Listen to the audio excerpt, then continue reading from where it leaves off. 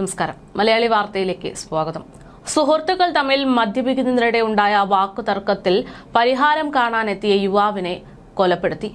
യുവാവ് പരിഹാരം കണ്ടെത്താൻ വേണ്ടി ആ തർക്കത്തിനിടയിലേക്ക് ചെന്നപ്പോൾ അവിടെ നിന്ന് വെട്ടേറ്റാണ് മരണപ്പെട്ടിരിക്കുന്നത്. ഇടുക്കി തൊടുപുഴ കരിമണ്ണൂരാണ് ഇത്തരത്തിലൊരു മരണം സംഭവിച്ചിരിക്കുന്നത്. കിളിയറ പുത്തൻപുരയിൽ വിൻസെന്റ് എന്ന് പറയുന്ന 42-കാരനാണ് മരണപ്പെട്ടത്. സംഭവത്തിൽ മാരാമ്പാറ കാപ്പിലംകുടിയിൽ ബിനു എന്ന് പറയുന്ന ആളെയും കരിമണ്ണൂർ പോലീസ് അറസ്റ്റ് ചെയ്തതായാണ് വിവരം. കഴുത്തിന് വാക്കത്തിക്ക് വെട്ടേറ്റ് തലയിലേക്കുള്ള ഞരമ്പ് മുറിഞ്ഞാണ് യുവാവ് മരണപ്പെട്ടതെന്നാണ് പോലീസ് അറിയിക്കുന്നത്. ഏകദേശം ഓഗസ്റ്റ് 27 ബുധനാഴ്ചയോടെയാണ് ഇത്തരമൊരു സംഭവം നടന്നിരിക്കുന്നത്. പോലീസ് പറയുന്നതനുസരിച്ച് കൃത്യം നടന്ന ദിവസം കരിമണ്ണൂർ ടൗണിലെ ഓട്ടോറിക്ഷ ഡ്രൈവർ എൽദോസും സുഹൃത്തുക്കളും കമ്പിപ്പാലത്തുള്ള വാടക കെട്ടിടത്തിൽ വച്ച് ഒരുമിച്ച് മദ്യപിക്കുകയായിരുന്നു.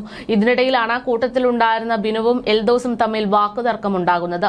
ഇതേ തുടർന്ന് എൽദോസിന്റെ തലയ്ക്ക് ബിനു ബിയർ കുപ്പിക്ക് അടിച്ച് പരിക്കേൽപ്പിക്കുകയായിരുന്നു. അതേ ദിവസം രാത്രിയോടെ പ്രശ്നം പരിഹരിക്കുന്നതിനായി എൽദോസ് വിൻസെന്റിനെ കൂട്ടി രാത്രി ബിനുവിന്റെ വാടക മുറിയിലേക്ക് പോവുകയും ചെയ്തു.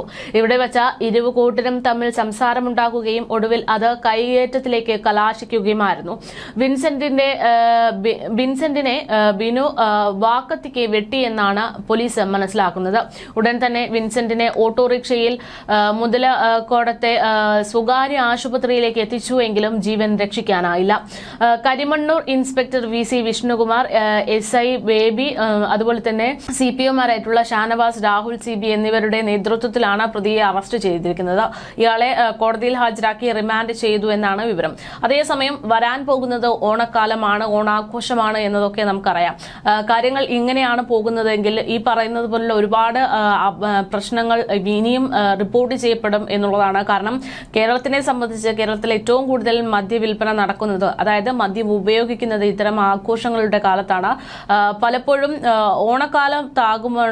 ഓണക്കാലത്താണ് കേരളത്തിലെ മദ്യവിൽപ്പനയിൽ ഏറ്റവും വലിയൊരു ശതമാനം വരുമാനം ലഭിക്കുന്നത് പോലും. കാരണം അത്രമാത്രം മദ്യമാണ് ആ ഒരു സമയത്ത് വിറ്റഴിക്കുന്നത്. മദ്യം വിറ്റഴിക്കുന്നു എന്ന് പറയുമ്പോൾ ഈ പറയുന്നത് പോലെ ആഘോഷത്തിനിടയിൽ ഇത്തരത്തിലുള്ള വാക്കുതർക്കങ്ങളും ഉണ്ടാകാനുള്ള എല്ലാ സാധ്യതയുമുണ്ട്. എന്തായാലും കേരളത്തിൽ ഏറ്റവും കൂടുതൽ അളവിൽ മദ്യം വിൽക്കപ്പെടുന്ന ഒരു സമയമായതുകൊണ്ട് തന്നെ സ്വാഭാവികമായിട്ടും ഇത്തരത്തിലുള്ള ആഘോഷ സമയത്ത് പ്രശ്നങ്ങൾ വർദ്ധിക്കാനാണ് കാര്യമാകുക എന്നുള്ളതാണ്. അതേസമയം ഈ ഒരു സമയത്ത് മദ്യവിൽപ്പനയിൽ നിന്ന് ലാഭം കൊയ്യാനുള്ള ശ്രമം സർക്കാർ നടത്തുന്നുണ്ട്. അതായത് കൂടുതൽ കുപ്പി വിൽക്കാനുള്ള ശ്രമം സർക്കാരിന്റെ ഭാഗത്തു നിന്നുണ്ട്.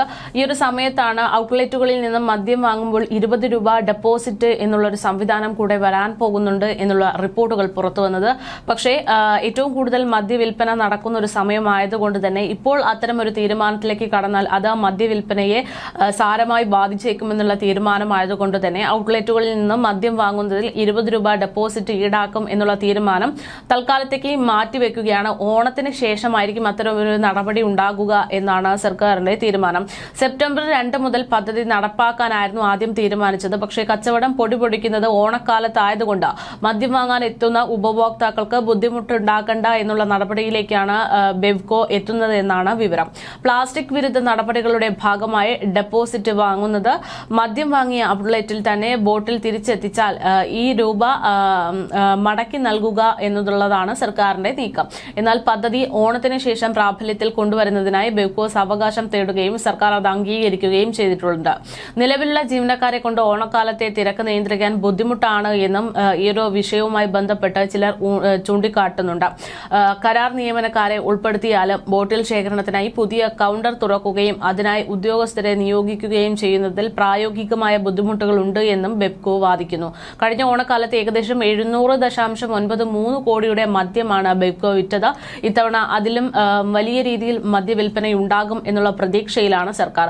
അതേസമയം ഇത്തരത്തിലുള്ള സാഹചര്യങ്ങൾ, ഇത്തരത്തിലുള്ള അതിക്രമങ്ങളൊക്കെ വർദ്ധിക്കാനുള്ള സാഹചര്യം മനസ്സിലാക്കിക്കൊണ്ട് തന്നെ സംസ്ഥാനത്തിന്റെ വിവിധ ജില്ലകളിൽ വ്യത്യസ്തമായിട്ടുള്ള പ്രവർത്തനങ്ങൾ, പരിശോധനകളൊക്കെ എക്സൈസിന്റെ ഭാഗത്തു നിന്നടക്കം നടത്തിവരികയാണ്. ഓണാഘോഷത്തോടനുബന്ധിച്ച് വിവിധ ജില്ലകളിൽ വ്യാജമദ്യം, മയക്കുമരുന്ന് എന്നിവയുടെ ഉൽപാദനവും വിതരണവും തടയാൻ വേണ്ടിയിട്ട് എക്സൈസ് അടക്കം ശക്തമാക്കിയിട്ടുണ്ട്.